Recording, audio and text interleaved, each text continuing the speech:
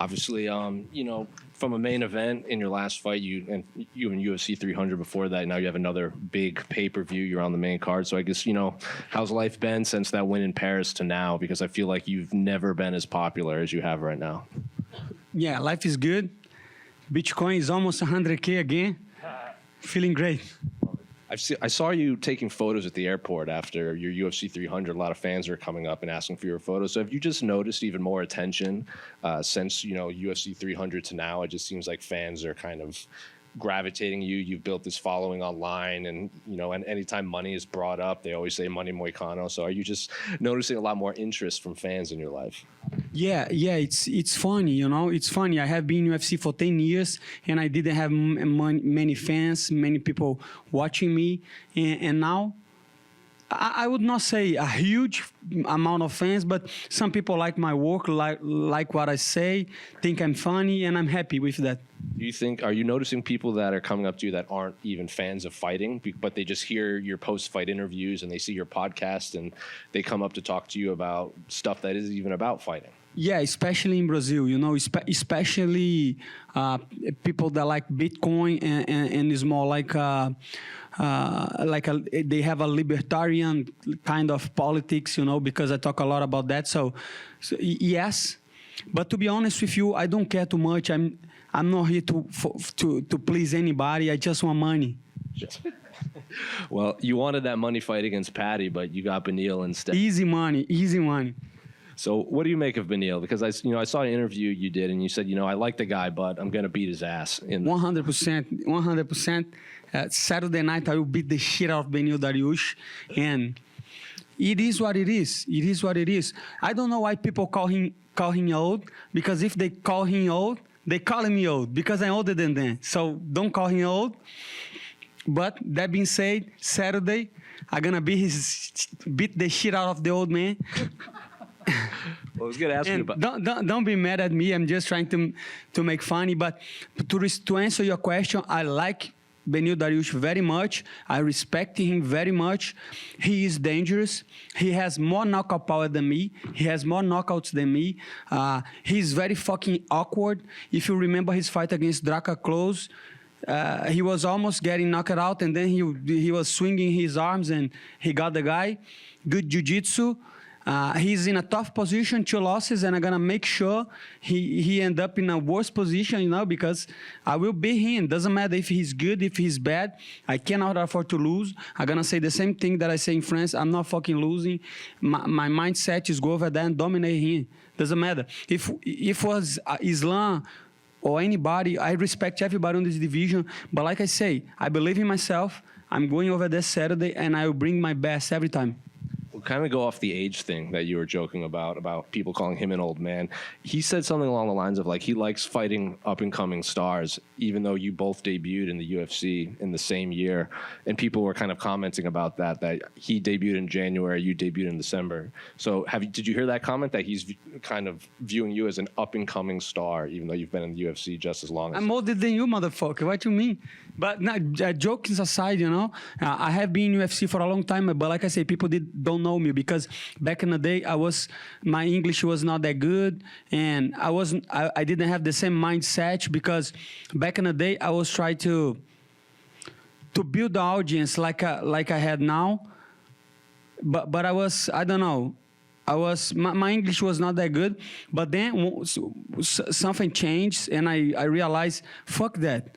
Fuck everything. I'm just going to be myself, and I will enjoy fighting. I will talk some shit, because in Brazil it's very bad if you talk like I'm talking right now. People judge you and they say, hey, you have to be humble and that. But this is the fight game. People want to hear that, People want to hear that they're going to beat the old man, all that stuff that I come up. So right now, I don't care. I just don't care to talk about that. So why do you think fighters like Jose Aldo, who didn't talk shit and just went out there and fought, have become such a big superstar, but then you yourself, who's been fighting for so long, had to start, talking on the microphone to get all these fans? I think it's culture, and especially because, like I say, First Amendment here is on the Constitution. You can talk whatever you want. In Brazil, we don't have the same. In Brazil, we have like we don't have freedom of speech in Brazil. And I think that's big part of culture. Even people don't realize 200 years ago, somebody thought about that. That's very important to tell what you want. And in Brazil, it's not like that politically, culturally. So if we start to talk, people, hey, don't say that. Don't talk about that guy. Don't do that. And even though we are seeing this in Brazil, we cannot talk what we want. And America, there's another thing. America was built on shows like Broadway, all that stuff. So you guys, WWE, so you guys know how to make promotions, and you guys want to sell tickets. And if you want to sell tickets, you have to bring something, right? People want to buy tickets if they see something that is different, is cool. So I think that's a huge part, like culturally and politically. When did this kind of click for you? Because I think people view that fight at Madison Square Garden, that post-fight, when you were yelling into the microphone, as the moment this Money Moicano took over. Was there a moment that it clicks for you that you did have to kind of be more outspoken? I think was when I fought in Texas, you know, and DC was over there, and I say, I want big checks, big money, you know, and then because that fight, because you have to understand, like, in Brazil, Jose Aldo, Anderson Silva, all these guys, they were my idols, right, when I was young. And then I say, I want to be like these guys, humble, and do that. So, but then I lost to Jose Aldo and I lost to Korean Zombie, and everybody that was cheering for me started to criticizing me on the internet. Say, this guy is bad, this guy is a bum, this guy is very bad. And then I realized, fuck the fans, you know? Why I'm here? To make money. And then I want to make money, and then this whole character, this whole persona come up. And just last one for me. Can I get your thoughts on the main event and co-main event of this card? Man, that's such. I'm so happy that I'm on the before these fights, because I can watch live, and I want to start with the co-main event. That's a fight that I'm really interesting in watch, you know, because I think right now Merab is the underdog, and Merab being the underdog on this fight is criminal, you know, because Merab beat 6 former champions. He's been dominating the division.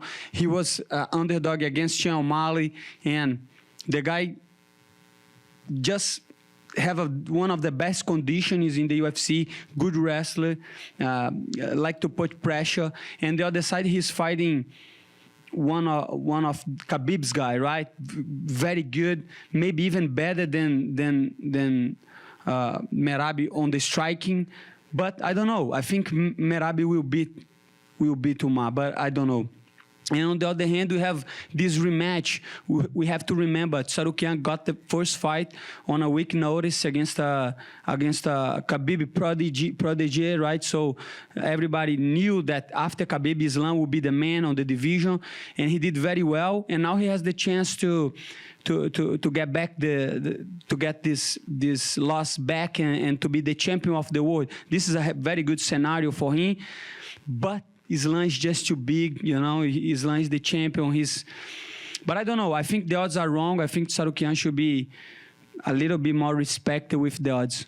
What do you make of Armin said that if he beats Islam, it's money fights. He wants the fights that'll give him the most money. But he would be the champion of your division, so you might have to work your way up. But he might not want to fight you if you're not this big money name. So, you know, what do you make of the champion might not want to defend titles against? I think that makes sense, because before this fight week, I didn't know the motherfucker was a billionaire, right? I think nobody knew that. I thought he was just a regular motherfucker, but turns out he has like Lamborghinis and jets and airplanes and all that shit. So that makes sense that he's fighting for sport and legacy. And I think when he becomes champion, he say, okay, I accomplished my goal. Now I want money. So that makes sense. But let's see. I don't think he's that draw yet that can like fight to have the same aura as McGregor. I was watching these guys on the interviews and stuff, and they are very, they are the same, you know. I don't know if they bring that much attention. Of course, Islam is a huge champion, and he has a huge audience, and he's very good. But I don't know. To UFC start to see you as a potential superstar like he wants to be is not easy. So I don't know. And about me fighting for the belt against him, I don't mind, I don't care. And if it doesn't happen, it's not on my control. My only control is training, show up, say some funny shit, and win fights. Moicano, back here. So when you mentioned about the losses you had in the past, it seemed to me featherweight was maybe not the best decision if you look back on it. Would you agree to that, or are you glad you tried featherweight? The thing is, before the featherweight, I did compete on 135 one time. I almost killed myself one time, right. But I made the weight. And I don't think the problem was being a 45, because back in the day I was lighter. But to be honest, I think it was my mindset, you know?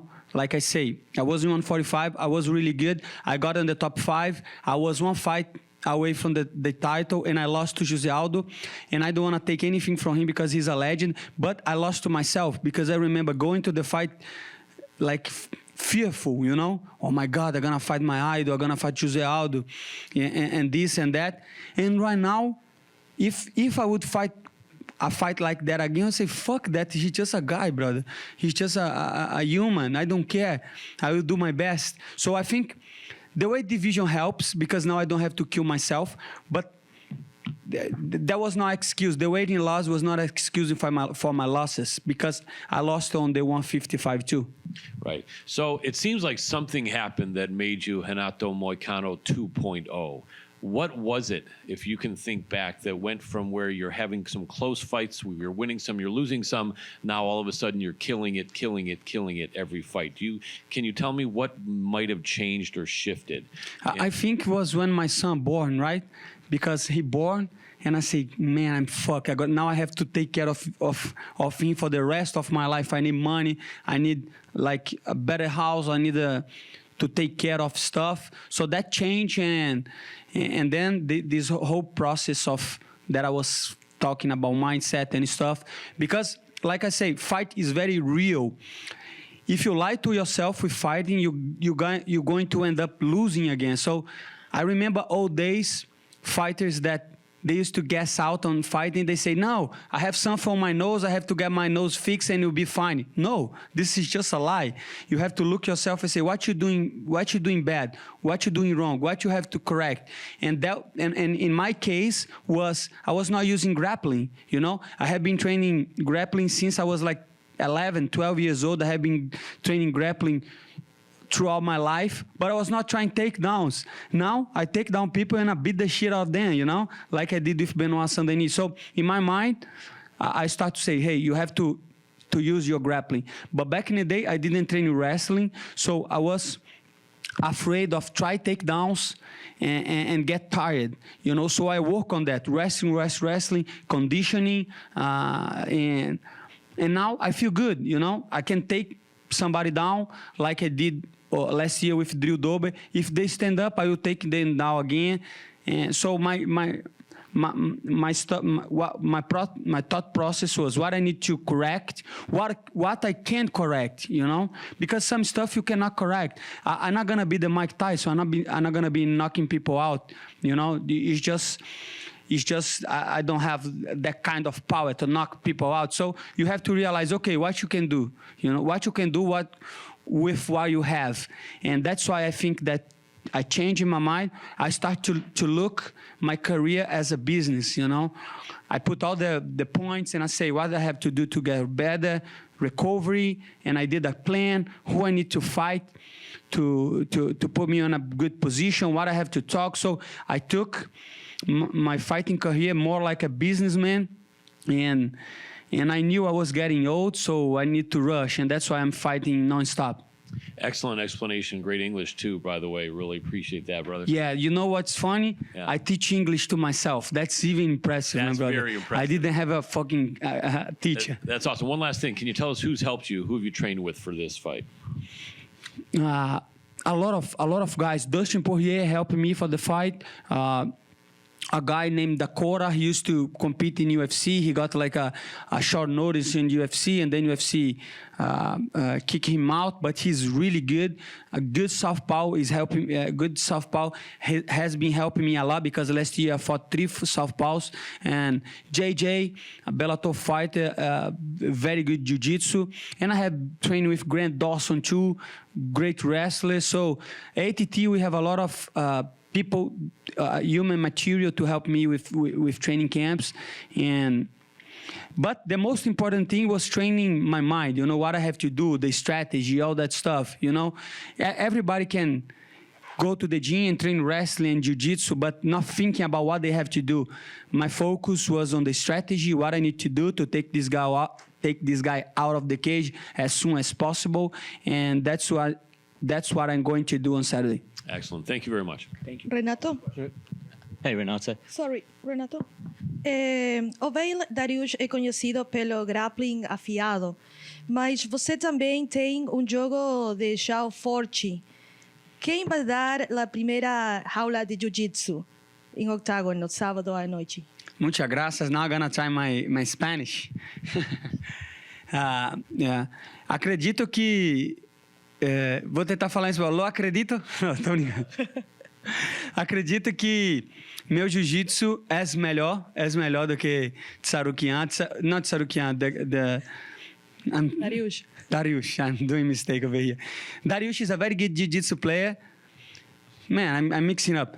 Acho que o Dariush é um excelente lutador de jiu-jitsu, mas uma vez que eu colocar ele no chão, eu vou dominar e finalizar. Perfeito. Você sempre traz luta, energia para lutas também fora de lais. Se você pudesse descrever sua estratégia contra Dariush usando uma música, quem e por quê? Não sei que música descreveria, mas uma coisa eu posso dizer: codo and face. Thank you. Hey, Renato. We've got like Donald Trump coming into office over here. He's surrounded by crypto people. There's talk about having a strategic reserve in Bitcoin. As somebody who's probably looking at the price of Bitcoin every day, what do you think the price will be at the end of the year if it was 100K at the start of the year? You spoiling my victory speech, my brother. But thank you so much for that. Thank you for asking. I think the most important thing that you ask is not how much Bitcoin gonna be in price, because that's not what Bitcoin is about. Bitcoin is about private property, ownership, decentralization, less government, and it's not about the price. Because I think Bitcoin doesn't have a top, because fiat currency doesn't have a bottom.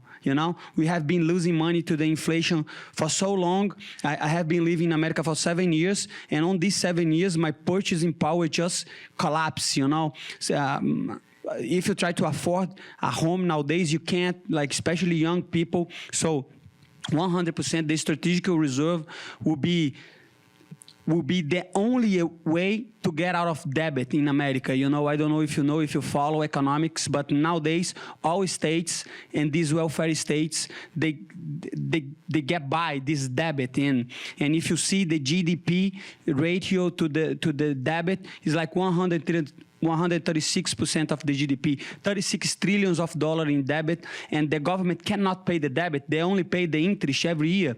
That means they maxing out the card every year and they're getting another card to pay. So the Bitcoin, if they adopt the Bitcoin, if they do a strategic reserve, they could do just like Michael Saylor is doing with MicroStrategy, They could just buy Bitcoin and hold long enough, and with the appreciation of the asset, we could get out of debt, I think that's the only way. I don't see America increase his productivity. I don't see America getting rich, because it's a very hard thing to jump up the productivity. But if Bitcoin start to get the money from real estate, from stocks, for all these other reserve of value, and this money that people put on every stuff to don't lose money to inflation, the appreciation is going to be huge, and this could be help very much America's debt. But we have to see, and I know January 20, Trump gets into the office, and if he is follow his promises that he did on Nashville on the Bitcoin conference, I think the price will skyrocket. You know, if he do what he said, you know, that's going to be very beneficial to Bitcoin. But like I say, Bitcoin was born because of the 2008 collapse with the bankings and the bailouts, and we know about that. We know this is on the Genesis block, on the first block. So it's good if America adopt Bitcoin for America, not for Bitcoin. If America doesn't adopt the Bitcoin, don't create a strategic reserve, somebody else will do, and then the game theory will start, and whoever's buy Bitcoin first is going to be rich. And I want America to be rich, to be prosperous, and to be the biggest economy for the next 100 years. So I would strongly advise Mr. Trump to fulfill his promises. But who am I? I don't know shit. I'm not a financial advisor, you know. If I can say something to you is try to read and understand Bitcoin in the Austrian Economic School, and understand that money and investments, they should be created by savings, not by debit. And the whole system in America and in the other countries like Brazil, and they say they are democratic, but in reality, this debt is enslaving the next generations, you know. The next generation going to be poor since the 1971, when they end the gold standard. They are just in print money and getting the debt bigger and bigger, and whoever born on the next generation will pay for the debt. So thank you so much for spoiling my speech. Thank you, Doc. Thank you so much.